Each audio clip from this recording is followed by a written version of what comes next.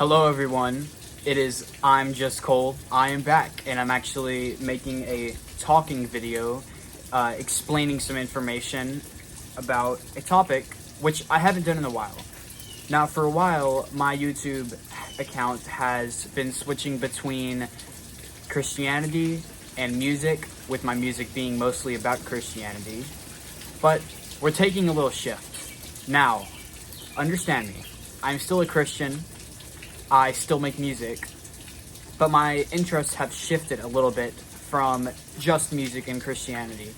Now I am interested in philosophy, learning in general, and anything, honestly. As long as it has something to do with intellect, I would like to learn about it. So that is why today I'm going to be talking about minimalism, the art of minimalism, what minimalism is, and this is going to be more informative than argumentative.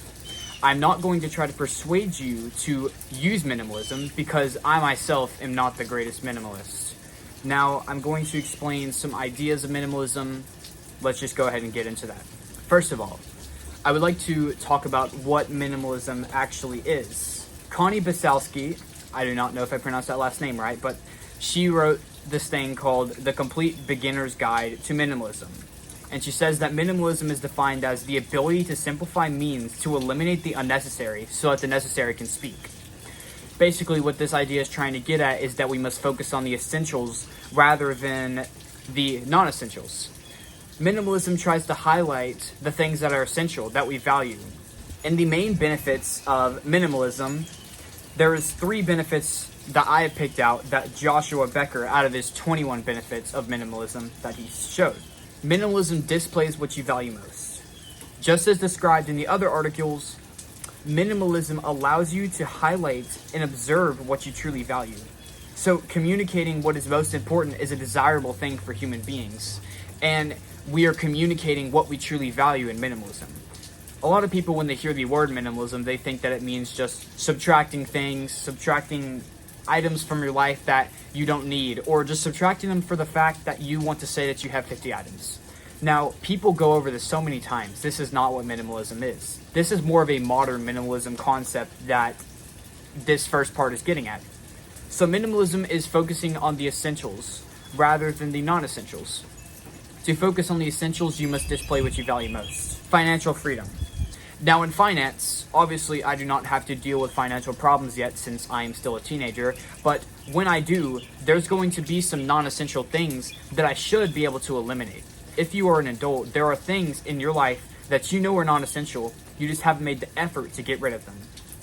Non-essential things, as displayed in an ad from Rocket Money, if you've ever heard of it, it's this app where you can see the subscriptions that you didn't even know that you're paying for, that you never use anymore.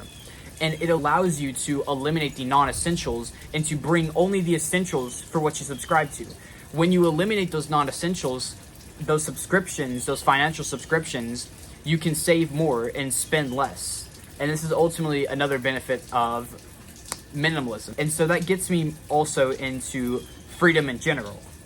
So this is a quote from Joshua Becker and his benefits of minimalism. He says, "The sense of freedom that comes from minimalism is truly refreshing. You will no longer feel tied to the material possessions in your home, and you'll feel a new sense of independence."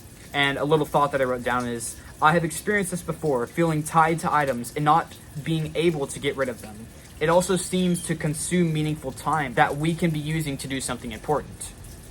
So it's not really a dilemma. It's more just you pick either one or the other. You keep your non-essential items, which will increase the anxiety in your life, because we all know when you might be having a garage sale or an estate sale maybe, you are trying to find things to get rid of, or to give to charity, or to just sell. And you kind of feel tied to these items, even if you haven't been using it every single day in your life. Even if it's not essential to you, you have this little hesitation like, should I really get rid of this or should I keep it? Because when you end up keeping it, it still becomes a non-essential. Unless you actually make it essential in your life, which is very hard to create a new value for the reason of keeping it.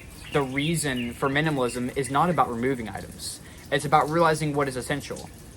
In order to remove the items that are non-essential, you must realize what is essential first. So ultimately, it displays what you value most, you have less expenses and more financial freedom, and you have more freedom overall in the way that you can move around more, and you're able to not be tied to such items, and you feel like you don't have any tethers in your house. Now, I would like to talk about Japanese minimalism, because this is really what interested me about minimalism in the first place. Now, I have been very interested in Japanese culture very recently, and the philosophies of Japan and also China. Eastern philosophies in general are very good lifestyles to live by. I would like to talk about the philosophy of wabi, which is one of the 3 principles that I'm going to talk about from an article of Shizen Style, where he goes into the 3 pillars of minimalism. But first, let's talk about the philosophy of wabi. So I looked into a Stanford Encyclopedia of Philosophy article and found that wabi in Japanese means understated beauty. So it's simple, it's austere, it's not opulent, it's not big and beautiful like a cathedral. It's just simple. It's just austere. And so this type of beauty is used in traditional tea rooms, which Rikyu talks about. So he says, in the small tea room, it is desirable for every utensil to be less than adequate. There are those who dislike a piece when it is even slightly damaged. Such an attitude shows a complete lack of comprehension. Now, you might have not retained a word I just said, but what he's trying to get at is the beauty in minor imperfections. You lack comprehension when you think simple and austere beauty with imperfections is not beautiful. The reason why you lack comprehension is because you think beauty is something that has to be grand. It has to be amazing. It has to be huge. It has to be beautiful, gold, diamond, something that is generic beauty. Now, this does not discredit its beauty, but it is trying to say that having more comprehension, you realize the beauty in other things that might not seem beautiful at first. Now I would like to talk about the tokonoma, which is a piece in the traditional Japanese tea house. So there's this quote. It says, "Wabi reaches its peak of austerity and emptiness, which is a central and pervasive idea in Buddhism." So this is going more into the simplicity of wabi. It reaches its peak of austerity and emptiness. And this is going to tie into the tokonoma, which is also known as the alcove. So this is a excerpt from the novelist Tanizaki Junichiro about the alcove, the tokonoma, in a traditional Japanese tea house. This is going to be a long paragraph, so bear with me. An empty space is marked off with plain wood and plain walls, so that the light drawn into it forms dim shadows within emptiness. There is nothing more. And yet, when we gaze into the darkness that gathers behind the crossbeam, around the flower vase, beneath the shelves, though we know perfectly well it is just mere shadow, we are overcome with the feeling that in this small corner of the atmosphere, there reigns complete and utter silence. That here in the darkness, immutable tranquility holds sway. And a little thought that I wrote down for this is that the tokonoma is the part in the tea house where the scroll on the wall lays. This scroll usually contains an ancient proverb, or it contains art. So Junichiro is representing the beauty in emptiness, and he's pointing to the philosophy of wabi, which is austere beauty, as we just talked about. The blank wall with only a scroll on it has sort of a silence to it, and also with the darkness in the way that the tokonoma is built.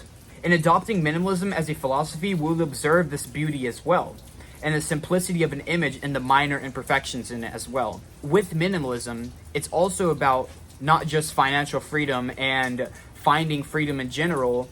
It's not just about those modern philosophy ideas. It's also with the fact of the beauty that is found in it, the aesthetic of minimalism.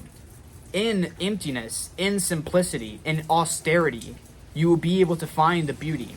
The emptiness of a white wall does not seem beautiful at first, but the truth of it is, it speaks way more than we think it does. And it speaks the philosophy of wabi, as it is finding beauty in the simplicity of things. This is the pillar of minimalism. I would like to show a tea house, and it's probably going to pop up on the screen somewhere around here. It is called the Kengo Kuma Tea House, and it promotes simplicity beautifully. It's a modern tea house, but it is still going off the base of the philosophy of wabi. What I found interesting about this certain tea house built by Kengo Kuma is the fact that it was purposely built in a busy and urban area. And he chose this location as a space for stillness in a busy area. So it kind of represents a juxtaposition.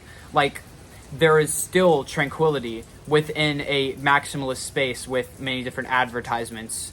Now I would like to talk about the 3 pillars of minimalism. To talk about the first pillar, Ma. Ma represents the concept of space, and this being the empty space, the negative space, which when we were talking about the Kengo Kuma tea house a second ago, this represents that negative space. As you can see in the images, it is white, it is simple, it is austere. So it's not about just the empty space, but it's about the intentional use of negative space that draws attention to both the objects and the harmony between them. So Ma focuses not on the simplicity itself, but rather the space between the objects. It focuses on a harmonious beauty and the composition. It's all about composition within this. If you are an artist, you would know what that is. Now, to go on to the second pillar. This is wabi-sabi. Now, we just talked about wabi, which was austere beauty, but this is a little bit different. This actually goes more into the minor imperfections of things rather than just simplicity. Wabi-sabi embodies the Zen Buddhist philosophy of simplicity and the acceptance of perfection. It breaks down into 2 components. So wabi represents the rustic simplicity and austerity, just as I have said a second ago. This is a quote from Shizen Style, by the way. And sabi, it embraces the beauty and decay and natural aging, while also conveying a sense of solitude. So this goes more into the tokonoma, where it's simple, but obviously you don't really find minor imperfections in it. It's more just about the simplicity of this thing. And it conveys that tranquility, that solitude, through the emptiness of that space. So wabi-sabi is a philosophy adopted by Kengo Kuma in a lot of his pieces, which is actually even what Shizen Style references to. The third pillar is shibui. This is a quote from Shizen Style. Perhaps the most subtle and least understood pillar is shibui.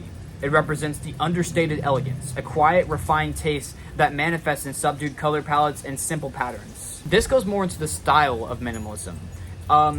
Minimalism can be called a fashion in a way. With the clothes that you wear, they can be simple palettes like beige, black, white, gray, and more colors like that. Nothing that goes beyond blue or red. It's about the simplicity of a palette. It is the least understood and the most underrated pillar out of the 3, with wabi-sabi probably being the most popular. It's about the understated elegance, as we just said. What I think this represents is, if we look at a tokonoma and we look at the emptiness of it, or we look at a tea house, at first we'll think, oh, well, it's just a Japanese tea house.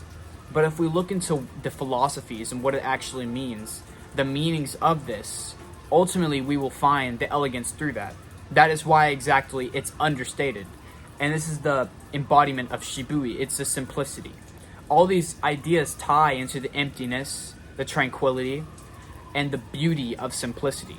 I really like what Shizen Style says here, is that understanding these concepts helps better explain why Japanese minimalism goes beyond simple decluttering or aesthetic choices. It's more about the beauty of it. Now, a lot of people do say when they are a minimalist, it's more about decluttering, as there's a podcast which I use in these articles called The Minimalist, which I do enjoy to watch a lot. But minimalism is more than just lifestyle. It's more than just a decluttering hack, a style. It's also a philosophy of beauty, of aesthetics. So, to leave you with something here, and I hope that you learned something from this, which is my goal with these videos. Minimalism is a good philosophy to adopt because it makes life easier, gives a new perception of beauty, and it promotes tranquility. And this is through simplicity, it's through the emptiness, it's through the negative space, as Kengo Kuma's tea house shows. And also, it helps with their finances, which is a very important thing to many of us adults. If you want to try to adopt minimalism, or at least some ideas in it, please explore further into this. That would be very much appreciated if I hear that you are exploring minimalism. I'm going to try to post these videos more. I'm going to try to post more informative information on philosophy, on other ideas that I'm interested in. I'll try my best. It's the first day of summer. That's the reason why I thought that this is the best day to start posting. So, I really hope that you learned something from this.